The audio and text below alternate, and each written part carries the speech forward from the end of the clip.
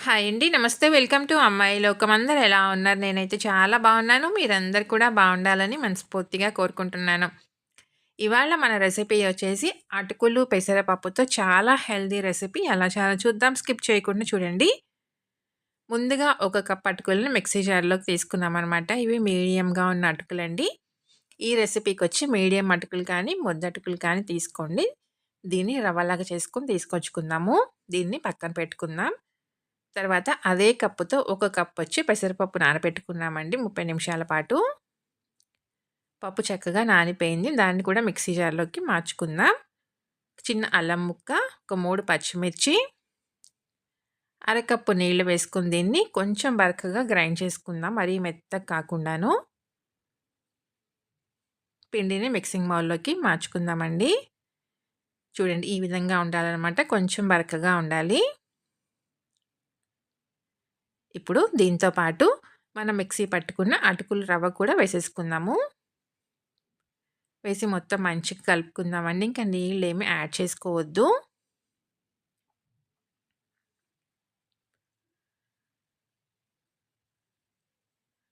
ఇంకా నీళ్ళు యాడ్ చేసుకుంటే మనకి పిండి పలచనైపోతుందండి.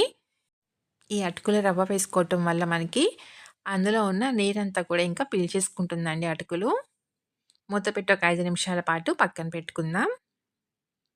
5 నిమిషాల తర్వాత చూద్దామండి.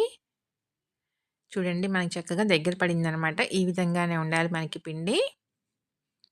రుచికి తగినంత ఉప్పు, ఒక టీ స్పూన్ జీలకర్ర, కొంచెం ఇంగువ, కరివేపాకు కొంచెం, సన్నగా తరిగిన ఒక పెద్ద ఉల్లిపాయ, సన్నగా తరిగిన కొత్తిమీర కొంచెం వేసేసి మొత్తం మంచిగా కలుపుకుందామండి. అంతేను ఇంకా దీనిలో మసాలాలు కానీ ఏమీ లేదండి. చాలా సింపుల్ రెసిపీ అనమాట. కన్సిస్టెన్సీ మనకి ఈ విధంగానే ఉండాలి. అప్పుడే మనం కాల్చుకునే రొట్టొచ్చేసి మంచి క్రిస్పీగా వస్తుందండి.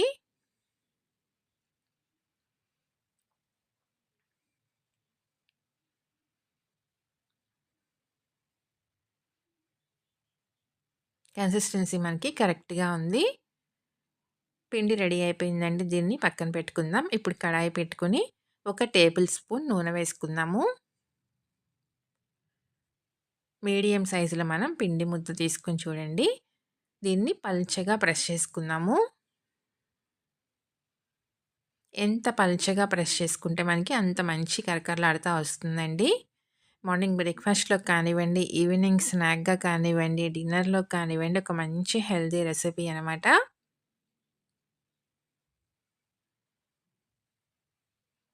మీకు సాఫ్ట్‌గా కావాలంటే సాఫ్ట్‌గా కాల్చుకోవచ్చండి. కొంచెం ముందు తీసుకున్నారనుకోండి, నార్మల్‌గా సాఫ్ట్‌గా వస్తుందనమాట. కొంచెం కరకరలాడుతా ఉంటేనే బావుంటుందనమాట ఇది. ఇంకా చట్నీ కానీ ఏమీ అవసరం లేదండి. ఇలానే తినేయొచ్చు.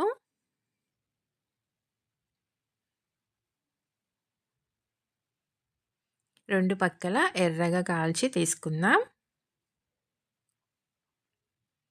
ఒక పక్క మనకి వేగిన తర్వాత రెండో పక్కకు కూడా మార్చుకుందామండి.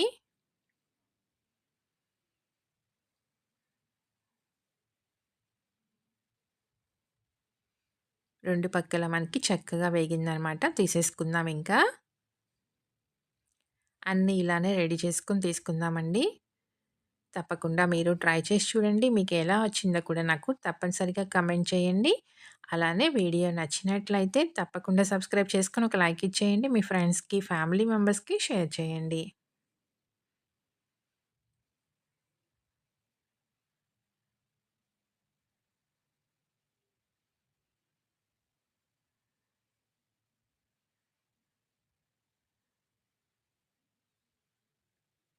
ఒకటి ఓపెన్ చేసి చూద్దామండి. పైన మంచి క్రిస్పీగా ఉంటుందనమాట. టేస్ట్ అయితే చాలా బావుంటుంది.